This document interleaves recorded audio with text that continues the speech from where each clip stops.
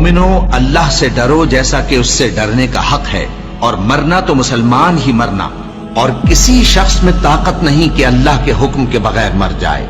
उसने मौत का वक्त मुकर्रर करके लिख रखा है, और जो शख्स दुनिया में अपने अमाल का बदला चाहे उसको हम यही बदला दे देंगे, और जो आखिरत में तालिब सवाब हो उसको वहां अजर अता करेंगे, और हम शुक्रगुजारों को अनकरीब बहुत अच्छा सिला देंगे। हर शख्स को मौत का मजा चखना है, और तुमको क़यामत के दिन तुम्हारे अमाल का पूरा पूरा बदला दिया जाएगा। तो जो शख्स दोज़ख से दूर रखा गया और बहिश्त में दाखिल किया गया, वो मुराद को पहुंच गया। और दुनिया की जिंदगी तो धोखे का सामान है। ए अहले ईमान, तुम्हारे मालो जान में तुम्हारी आजमाइश जरूर की जाएगी, और तुम अहले किताब से और उन लोगों से जो मुशरिक हैं बहुत सी ईजा की बातें सुनोगे। तो अगर सब्र और परहेजगारी करते रहोगे तो ये बड़ी हिम्मत के काम है। उन फरिश्तों की कसम जो डूब कर काफिरों की जान खींच लेते हैं, और उनकी जो मोमिनों की जान आसानी से निकालते हैं। फिर जब जान गले तक आ पहुंचती है और तुम उस वक्त की हालत को देखा करते हो, और हम उस मरने वाले के तुमसे भी ज्यादा नजदीक होते हैं, लेकिन तुमको नजर नहीं आते।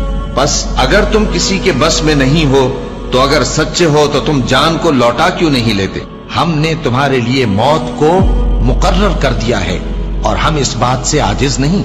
हाँ, जब जान गले तक पहुंच जाए और लोग कहने लगे इस वक्त कौन झाड़ फूंक करने वाला है, और उस जां बलब ने समझा कि अब जुदाई का वक्त है, और पिंडली से पिंडली लिपट जाए, उस दिन तुझको अपने परवरदिगार की तरफ खींचे चले चलना है। फिर ऐसे मगरूर ने न तो पैगंबर सल्लल्लाहु अलैहि वसल्लम को सच्चा जाना, और न नमाज पढ़ी, लेकिन झुटलाया और मुंह फिर अपने घर वालों के पास अकड़ता हुआ चल दिया। खराबी है तेरी, खराबी पर खराबी है, फिर खराबी है तेरी, खराबी पर खराबी है। क्या इंसान ये ख्याल करता है कि उसे यूं ही छोड़ दिया जाएगा? वो अपने अहलो अयाल ही में मगन रहता था।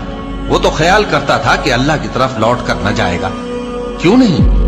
उसका परवरदिगार तो उसको देख रहा था। सो मैं शाम की सुर्खी की कसम खाता हूं, और रात की, और जिन चीजों को वो इकट्ठा कर लेती है उनकी, और चांद की जब वो पूरा हो जाए कि तुम लोग दर्जा बदर्जा जरूर चढ़ोगे, और मौत की बेहोशी हकीकत खोलने को तारी हो गई।